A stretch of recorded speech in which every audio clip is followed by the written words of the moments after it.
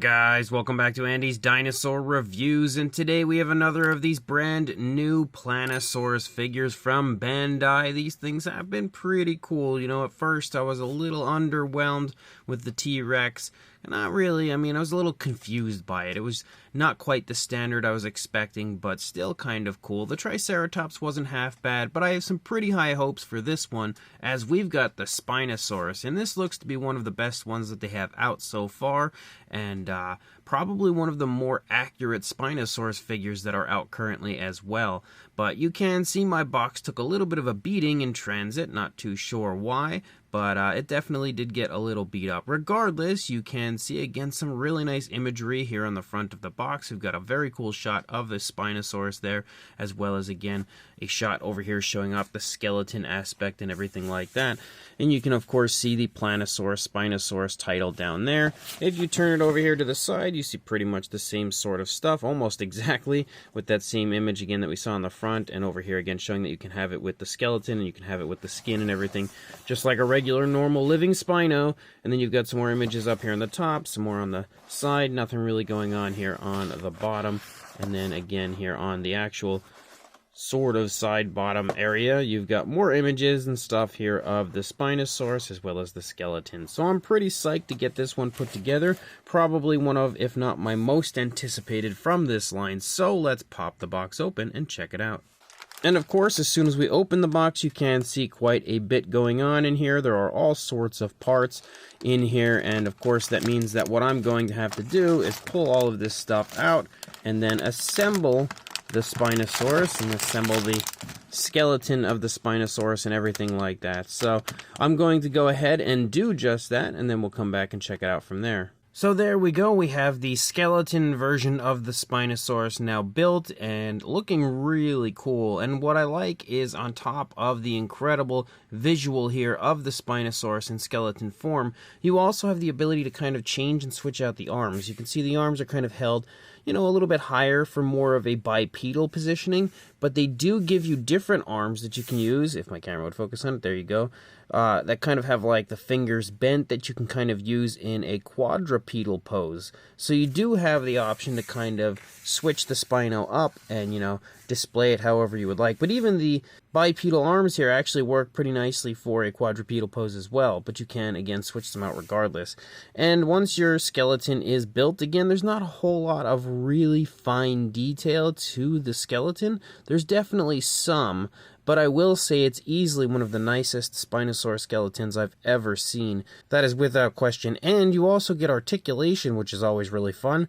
You can see you have an articulated jaw. You might notice that there is something in the mouth there. That's because there is actually a tongue in this one, and the tongue articulates, though it's up a little bit high right now. Just pull it down with a little screwdriver there, and you can now see the tongue on the inside of the mouth. This is something I think I'm supposed to put in obviously at a later stage, but because I was pretty much at that point right now where I could just throw the tongue in without reassembling the entire head, I decided to put the tongue in there. And once you close the mouth, you don't see it anymore. But you can see again that the tongue and everything articulates, as well as the jaw. The neck can articulate left and right, not a whole lot. Up and down it can do also.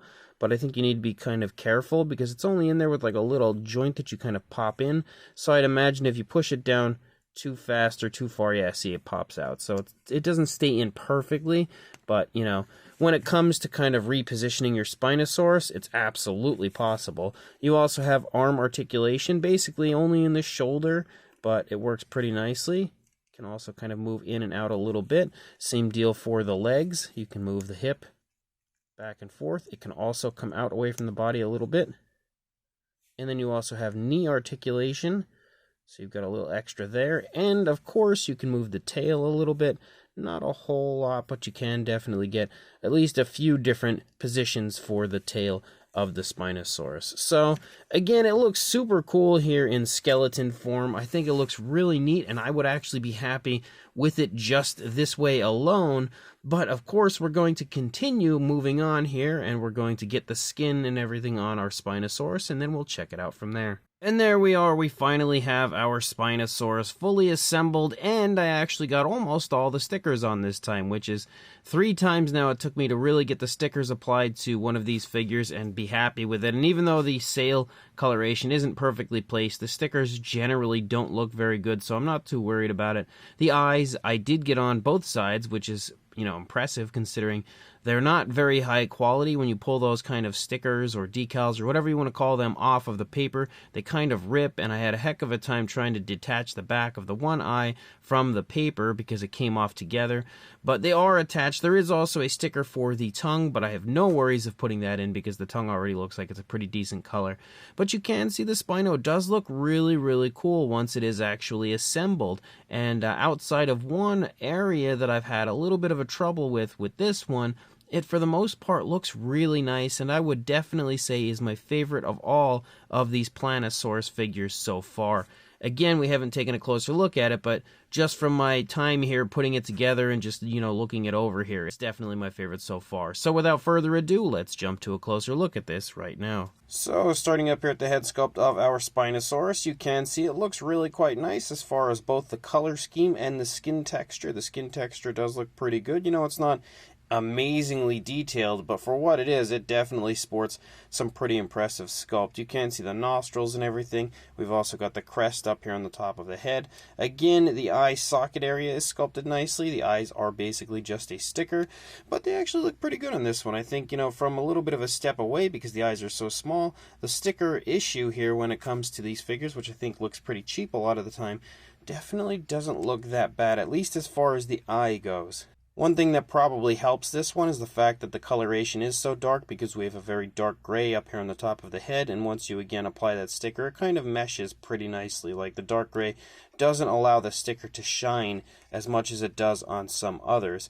You can see again we've got an articulated jaw, we've got of course the bones on the inside of the mouth, and of course the teeth, something we saw before when we had it in the skeleton phase. And just like before, I'm going to use this little screwdriver to kind of pull the tongue down because I otherwise am not going to be able to get that.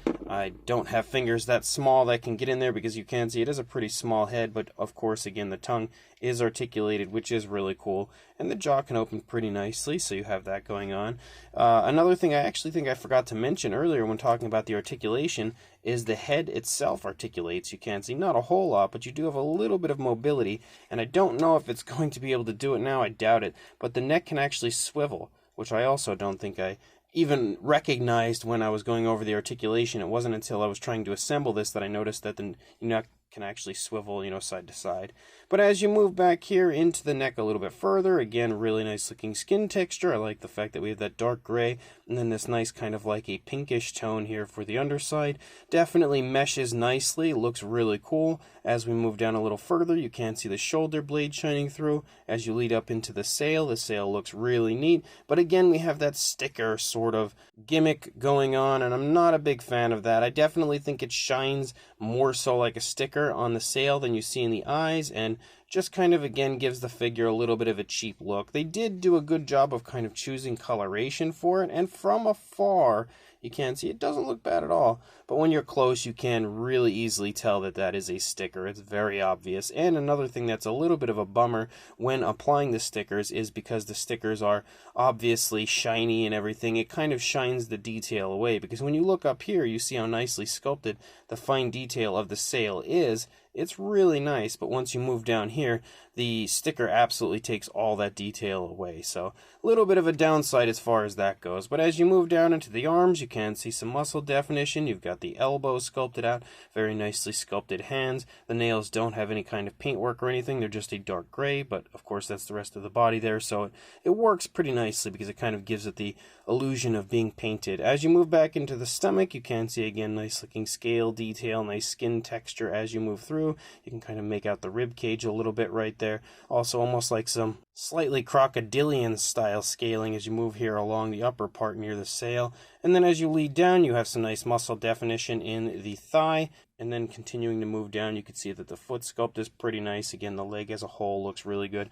And you do continue to have articulation as you move through. Like I had shown you the head, you also have the neck. Again, it definitely limits the articulation once you add the skin, but you also have the arm, which can articulate pretty much the same way. Same deal for the hip. and then the knee as well, so you can articulate both of those areas to help give you a little bit of extra posability for your Spinosaurus. And then you move out into the tail. Again, we've got that really cool paddle-like tail, something we see Spinosaurus, consistently reconstructed with nowadays, which is how we believe that the tail probably looked on Spinosaurus. Definitely looks really cool. Again, you can see the skin texture. Looks really nice. I think the fine detail of this one is also one of the nicest that we've had so far. And again, we have very kind of like crocodilian, in my opinion, style scaling to the underside, where it kind of looks like it would be kind of softer. And that's very reminiscent to, in my opinion, the type of skin texture you would see on the underside of like a crocodile or an alligator or something like that. And it looks pretty good the whole way through. Now, once we turn it over here, you'll see one thing that I'm having an issue with. And obviously you can see that's the fact that the pink underbelly doesn't connect perfectly. And if I want it to connect, it seems as though I have to have only one side connected nicely, not the other side. It doesn't do it in the back. The back will connect nicely. It's only up here, and I've been trying to figure out if there's something kind of obstructing it, something stopping it, and I can't find anything specifically that is causing that. I think if I were to push it and put some super glue on there, I could probably glue it on, but then I don't have the opportunity to go back and look at the skeleton again. So I'm kind of torn as to whether or not I want to do that quite yet. I don't know. Something I guess I'll have to decide on later. But again, it is a really nice looking Spino. No real big differences or anything you're going to see on this side compared to what we'd seen on the initial side. Again, the sticker might be a little bit nicer placed over here on this side. But as a whole, like I said, definitely my favorite of the Plannosaurus figures. Even if it does have this little issue going on, it's definitely my favorite so far. Another thing that's kind of a little bit of a bummer, I think, for this one is the fact that once you actually stand it up here, on its own, it definitely cannot stand in a bipedal position. It always falls forward. You can get a nice quadrupedal pose out of it without the base, but if you want it to actually stand, you definitely need this little stand that they give you. As far as a size goes, for a length, you are looking at about 9¼ inches or around 23½ centimeters, and the highest point's probably going to be the sail. You're looking at about 3¾ inches heading toward 4, or just shy of about 10 centimeters, maybe 9½, but closer to 10 centimeters, I would say. For a size comparison, there is Mr. Papo T-Rex, the Attack Pack Colovosaurus, and Robert Muldoon from the Mattel Jurassic World toy line next to our Plannosaurus Spinosaurus, and you can definitely see that just like with the T-Rex, just like with the Triceratops, these figures are really quite on the smaller side.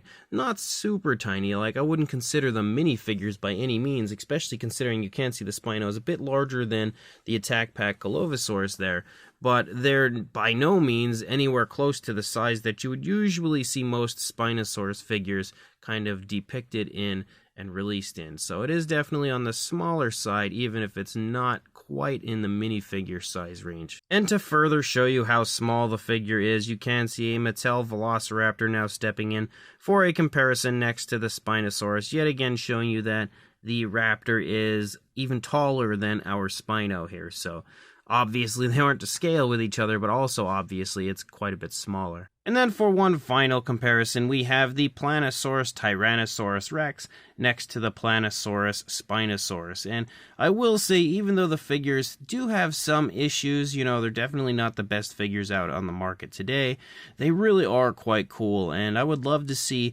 Bandai release kind of higher quality versions of these sculpts, because as far as the T-Rex goes, I think it looks great. The same deal with the Spinosaurus. That is absolutely one of the best looking, most accurate Spinosaurus figures that I think we have out currently, and they look great next to each other. I can definitely say that. So even though they do have a bit of a cheap feel to them, they are still really quite cool overall. So this brand new Bandai Plannosaurus Spinosaurus is pretty cool. Again, definitely not the best figure in the world, but it's probably one of the nicest Spinosaurus that we have out currently. Maybe not as far as like paintwork or fine detail, but just as far as being, one of the closer interpretations to an accurate Spinosaurus I've seen. Sculpt-wise, though, for what it is really quite nice. It does actually have some very nice looking fine detail, nice skin texture, muscle definition. Again, it's not incredibly highly detailed. It's not the type of detail you're going to see on like a PNSO or a Nanmu release or something like that, or even Papo, but it is pretty darn nice overall.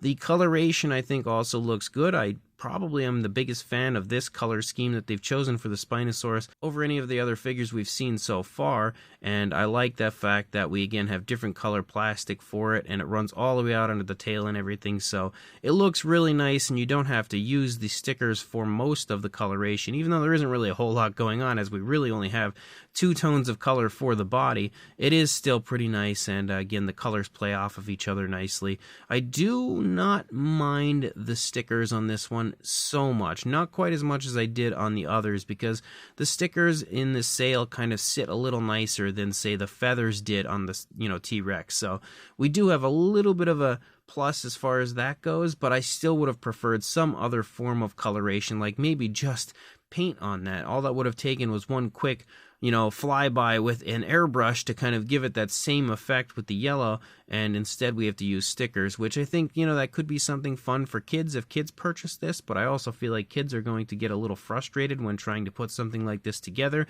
if they don't follow the instructions, because it can get a little confusing. But overall, the stickers don't look as bad on this, but they do still have a cheap feel, I think. We also have articulation on the Spinosaurus, which is really cool. I love having the ability to pose my dinosaur, so that's also quite a plus.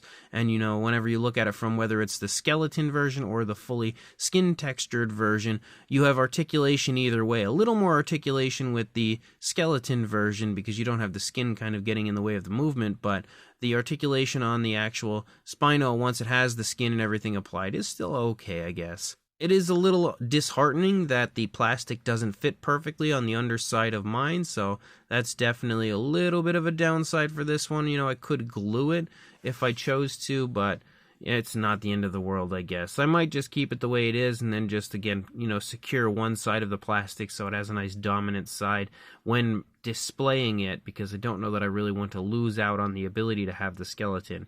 But regardless, again, it's a pretty cool figure. Definitely not the greatest thing in the world, but these Plannosaurus figures continue to at least be pretty fun and definitely neat figures to add to any collection. So if you are interested, I will include a link in the description to where you can grab this on Big Bad Toy Store. So make sure you check that link. Go grab this Spino if you are interested, and also like, comment, and subscribe, and I will see you in the next review. Thanks for watching.